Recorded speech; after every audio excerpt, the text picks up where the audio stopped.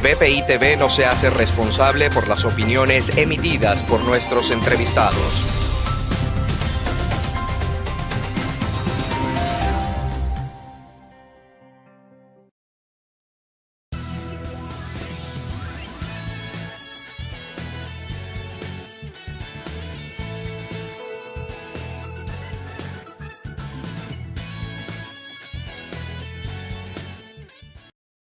Los temas del acontecer nacional. Y Ana, quería compartir contigo tu visión con respecto a la mesa de diálogo.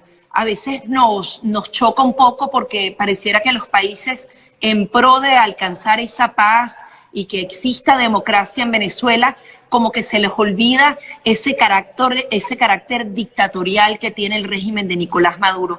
Y quería analizarlo contigo porque no es lo mismo una mesa de negociación en un país que tenga ciertas garantías y una negociación con Nicolás Maduro. Muchísimas gracias por acompañarnos. Gracias a ti, Gaby, por la invitación y hola a todos los que están conectados.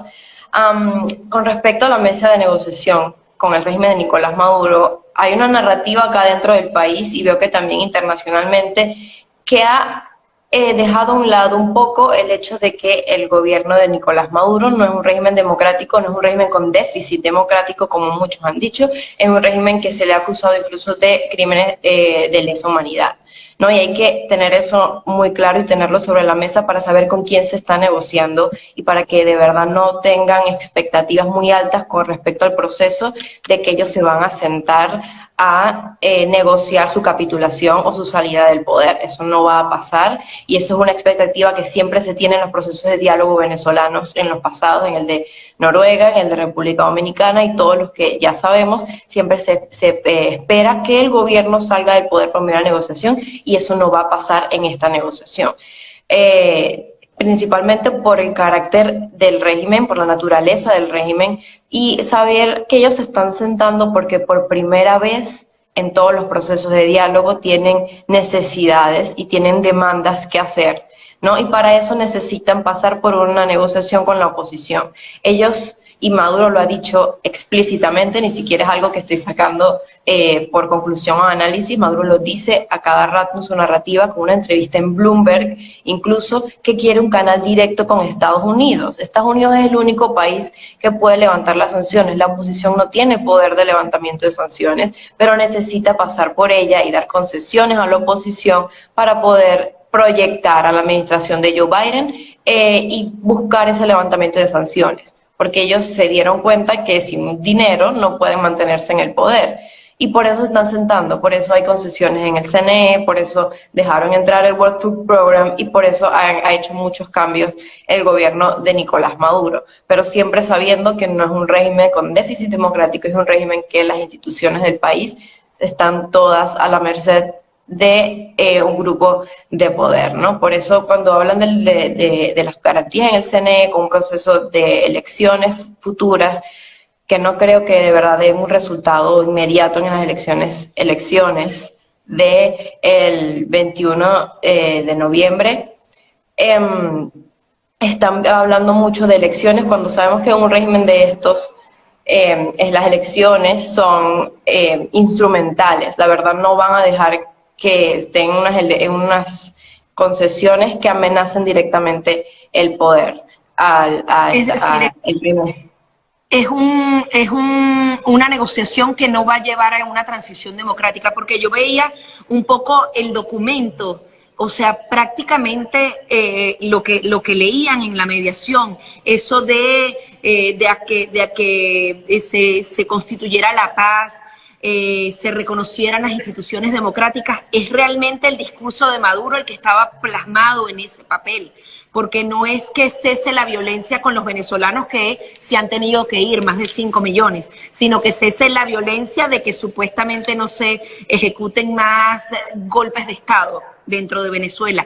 Entonces es preocupante porque no solamente está el elemento de ese déficit democrático en donde no se reconoce una dictadura con todas sus letras, sino que adicionalmente se toma ese discurso y no va a haber una transición democrática. Entonces, ¿qué podemos esperar de esta mesa de negociación? ¿Algún tipo de convivencia que se tome en algunas alcaldías y gobernaciones por parte de la oposición?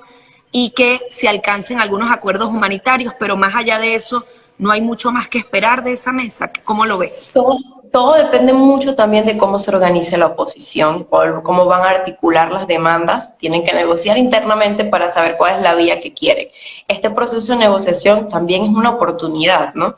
No hay que verse también como que, mira, el gobierno lo está controlando todo a pesar de que están sentados desde una posición de poder, porque controlan el país, y hablamos de gobierno interino cuando de verdad ni siquiera se le puede llamar gobierno interino, sino es el gobierno de Nicolás Maduro, es el que gobierna y es el que tiene el poder dentro del país.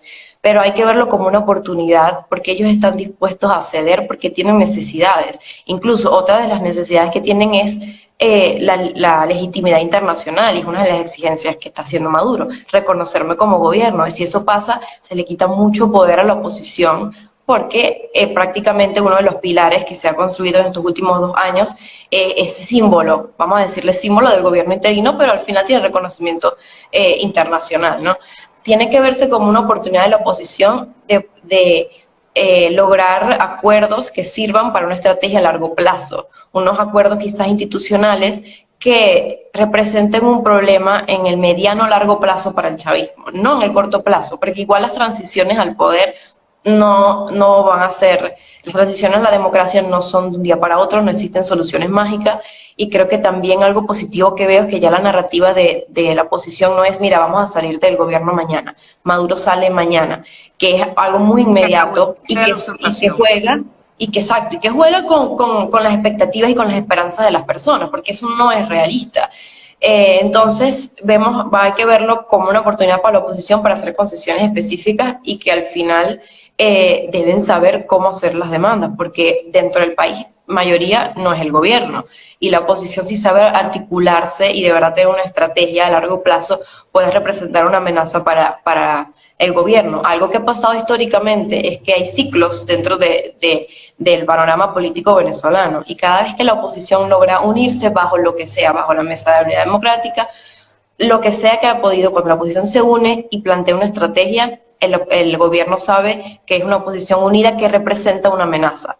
Y esto puede pasar. Algún cambio institucional se puede pedir, por ejemplo, la reelección indefinida, que ya se quita la reelección indefinida, y muchas otras cosas, pero no hay que esperar de verdad que esto signifique transición a la democracia, e incluso, como mencionaste, las gobernaciones y todo eso, ya es un tema que yo lo veo a la par del diálogo, pero no un resultado directo de este, porque ya las elecciones, y le digo entre comillas elecciones, un evento electoral, no representan una amenaza directa al poder, a la cúpula de poder.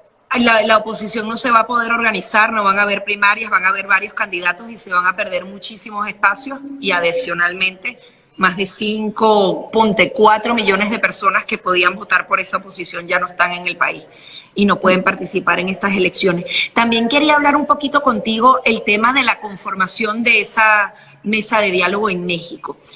Por un lado, la sociedad civil ha reclamado que no hay presencia justamente de otros sectores, es más que todo la plataforma unitaria, y entendemos que esta es la plataforma unitaria porque es como que la única que puede llevar cosas a la mesa, aparte de Estados Unidos o la Unión Europea. Pero adicionalmente, dentro de ese documento se exigía la presencia de mujeres dentro de la conformación de esos 9 miembros de lado y lado.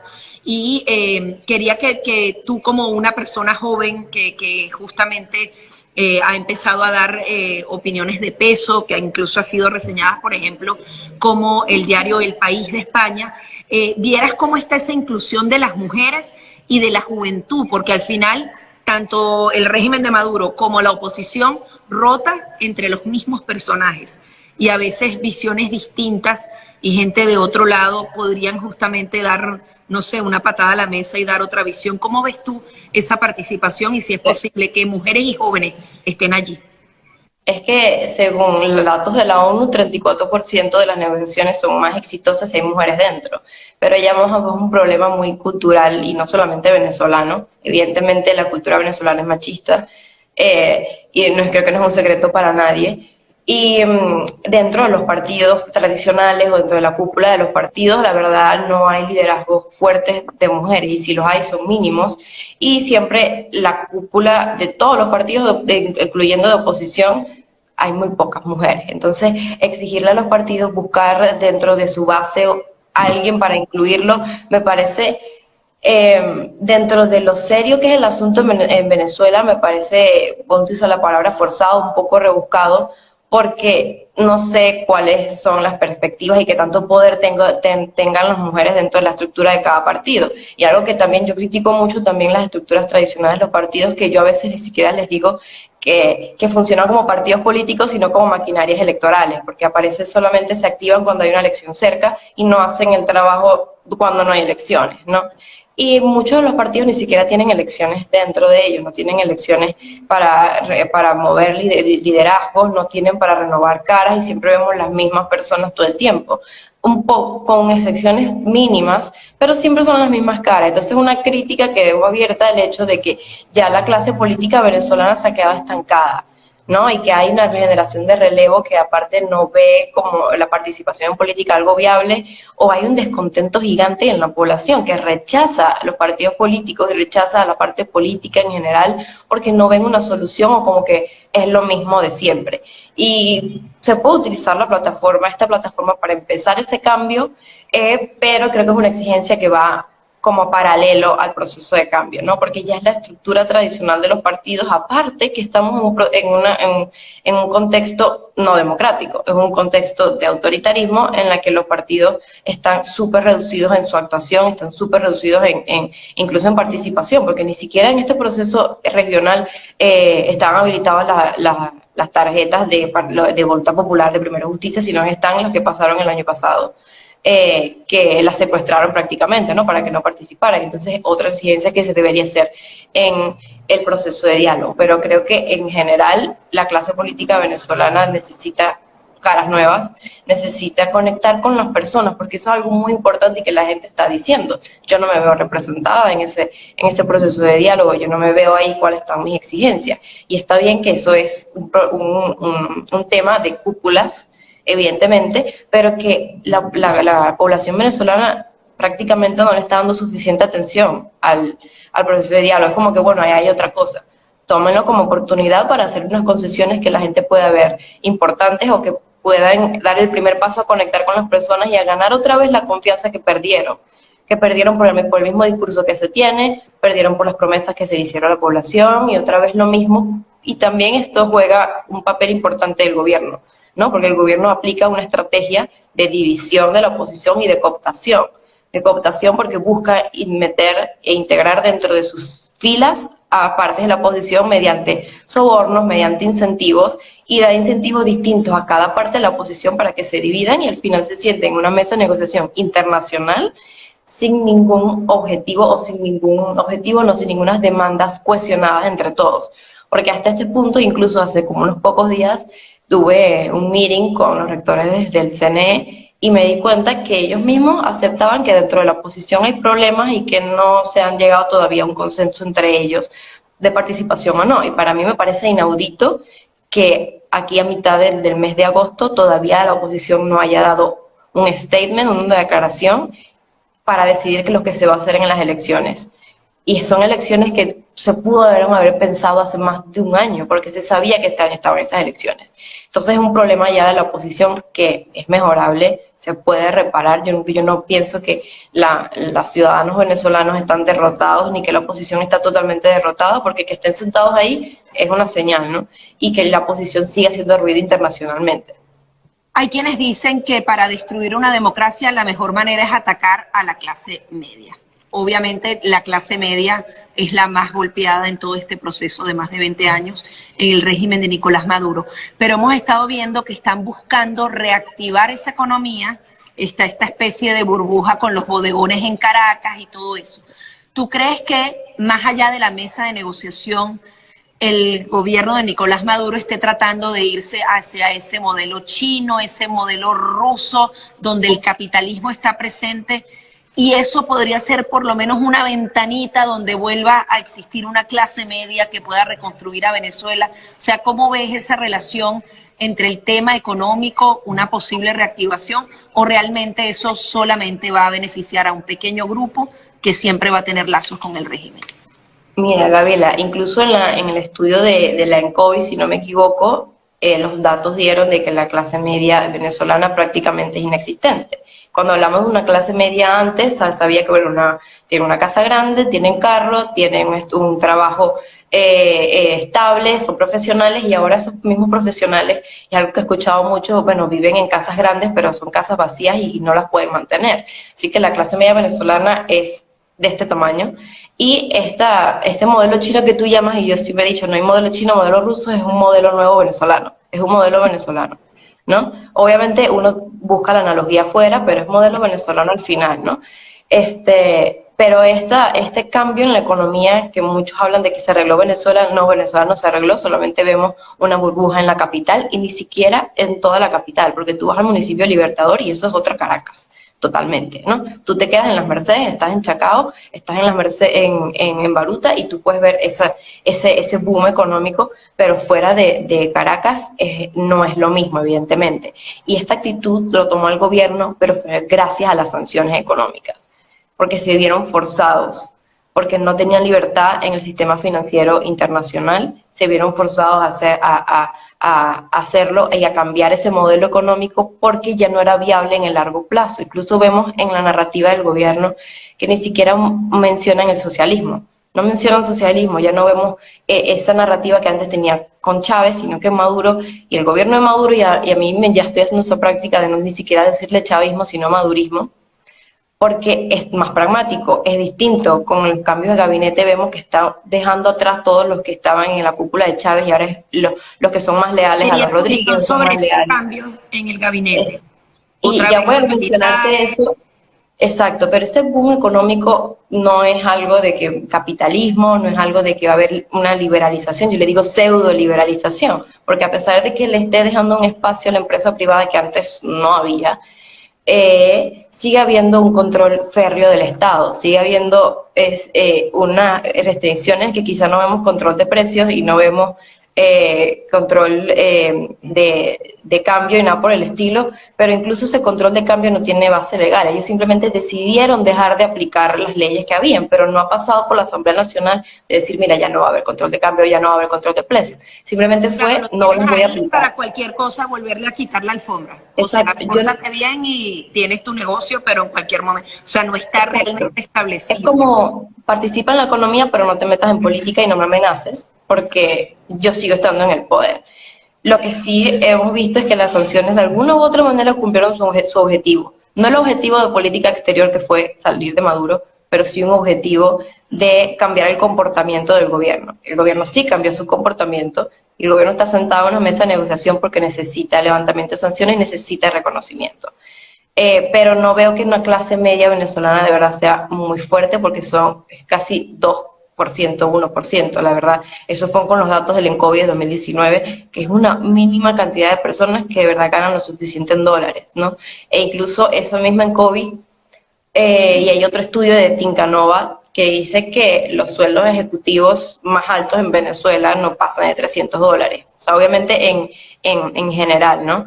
Pero no pasan de $300. Entonces, ¿cuál es ese 1% que de verdad está ganando mucho más y que de verdad puede costearse la vida de estar en Caracas, en la cúpula de Caracas, como lo pintan? Porque evidentemente incluso los productos de afuera son más baratos que los productos venezolanos. O sea, tú vas a comprar una Nutella y es más barata que una nucita. Pero no es como un boom económico, no es un boom económico, no es que Venezuela se está arreglando, simplemente se dejaron de aplicar unas políticas de izquierda, políticas socialistas, porque necesitan sobrevivir en la economía con sanciones. Ana, quería tu opinión con respecto, porque ya nos quedan 3 minuticos, con respecto a estos cambios en el gabinete. Al final son enroques, entonces dicen traicionaron a uno u otro, pero ellos al final van y vuelven. O sea, realmente ahí no hay traiciones, ellos siguen con un pacto de sangre que se mantiene ahí sólido, o si crees que hay cambios y están dejando al chavismo a un lado y se está convirtiendo en madurismo. o sea, eso es un trend que he estado notando, que es que Maduro trata de dejar atrás el chavismo de base, el chavismo radical, no radical, pero el chavismo que está más unido a Chávez, ¿no? Incluso la parte de Diosdado Cabello, que controla más y está buscando meter más en su círculo y en posiciones de poder a personas leales a él, Maduro, y no a una idea de Chávez, ¿no? Y por eso a mí me gusta ahora decir madurismo y no chavismo. Vemos que hay dos nombramientos que me llamaron la atención, que fue el de minería, que hay otra participación de militares. Eso quiere decir que, mira, necesito la lealtad de los militares y te voy a dar uno de los ministerios que tienen una gran... exacto, que tienen más una puerta para ingresos, ¿no? Y también lo del canciller me llama la atención porque Jorge Arreaza estaba en la cúpula de Chávez y estuvo desde 2017 como canciller de Maduro, si no me equivoco, 2017. Y ahora el nuevo canciller es amigo de años de Delcy Rodríguez. Eso quiere decir que está en la cúpula de los Rodríguez. Entonces hay un nuevo panorama internacional que necesita que alguien tome la cara o responsabilidad, y este señor Félix Palencia, si no me equivoco, es una persona que ha estado muy bajo perfil, no tiene sanciones, no es una persona que está en la mira de Estados Unidos, y era el embajador de China, exacto. Entonces, como que, bueno, realmente necesito como canciller, y es una persona que está en la cúpula de Maduro porque es confianza de los Rodríguez. Entonces vemos que ya los partes o los puestos de poder principales se están moviendo poco a poco a complacer a los intereses de Maduro principalmente, y no de la idea de que se tuvo de Chávez. Se cambió la narrativa del socialismo, vemos no tanto abuso del color rojo, vemos que están cambiando los puestos del gabinete, vemos que hay muchas cosas que están moviendo con las elecciones del PSUV también, que se eligieron a las personas, se eligieron a esta persona. Y algo también con el PSUV, dos de los nombramientos, uno fue el Ministerio de la Mujer y el otro de Educación, si no me equivoco, fueron personas que no las dejaron reelegirse en sus estados, pero ahora las metieron en el gabinete. Entonces, no te quiero como gobernadora, te quiero dentro de mi gabinete. Y ellos eligieron también a las personas para quedar. Entonces, fue como los nombraron a dedo para complacer sus necesidades de poder, evidentemente, y para tener el círculo más cercano de más lealtad y más confianza de Maduro. Ana Milagros, ya ahora sí nos quedan 2 minuticos, pero no quería dejar de tocar el tema de la ayuda humanitaria para Venezuela, porque si bien hay muchos puntos de la negociación que no nos gustan, esa negociación puede llevar diálisis para los venezolanos, medicinas, alimentos, marcapasos, o sea, y eso es absolutamente necesario, porque si salvamos por lo menos una vida a través de esa mesa de negociación, algo estamos logrando. ¿Cómo ves tú internamente esa visión? La gente al final ya no le importa la política y que por lo menos esa ayuda llegue. ¿Cómo ves esta ventaja? Ni siquiera tienen esa expectativa de que algo va a pasar. Tipo, es como, bueno, vamos a ver qué pasa, pero no pienso que va a tener una repercusión directa en la vida de los venezolanos. Y donde te mencioné antes lo de la oposición, que probablemente puedan capitalizar este momento y hacer concesiones para ganar la confianza de la población, o decir, mira, hice una concesión que te beneficia directamente. La parte de la ayuda humanitaria es importante, ¿no? Porque los venezolanos van a ver beneficios directos, y uno de los puntos importantes es la ayuda humanitaria. Así como el levantamiento de sanciones para Maduro, es la ayuda humanitaria y las elecciones para la oposición. Y bueno, siendo Venezuela uno de los países con la mayor inflación del mundo, Venezuela, ya todo el mundo sabe cuál es la situación humanitaria de Venezuela, ¿no? Entonces, evidentemente, la oposición tiene que capitalizar eso y debe cumplir demandas de la población. Y si tienen la oportunidad... lo que quiere que llegue alguna ayuda, ¿verdad? Porque al final, más allá, pónganse de acuerdo o no, vayan a elecciones o no, pero que la ayuda llegue a Venezuela. O sea, incluso ya la gente dice, bueno, o sea, lo que pienso de que el ambiente de las personas ya no es como antes, que Dios, vamos a salir de Maduro, que hace Guaidó, que deja de hacer Guaidó. Ya la gente ni siquiera sabe quiénes están sentados en la mesa de negociación. Si hay algún tipo de concesión o resultado en el mediano plazo, la gente va a empezar a prestarle atención, y creo que la oposición debe prestarle atención a eso y buscar cómo capitalizarlo políticamente también, ¿no? Porque más allá de la ayuda humanitaria, que es necesaria y ellos deben hacerlo, si no hay confianza en la población, en la clase política, no van a llegar a nada, y cualquier estrategia política que traten de implementar no va a tener sentido. porque la población no confía en sus líderes políticos. Así que es necesario que este proceso se pongan de acuerdo ellos internamente y que de ahí puedan trazar una estrategia a largo plazo utilizando este proceso de negociación, ¿no?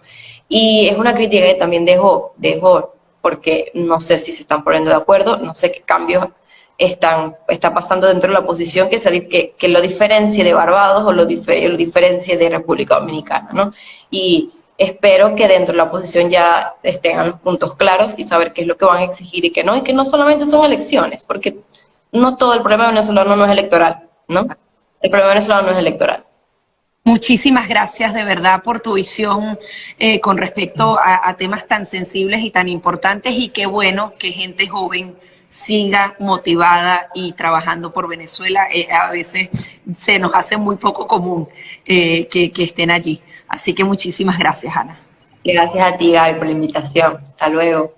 Son las declaraciones de Ana Milagros Parra, justamente politóloga, quien ha estado analizando y llevando el pulso de todo el acontecer nacional e internacional. Vamos a hacer una pequeña pausa aquí en Al Día con Sergio y enseguida venimos con mucho más.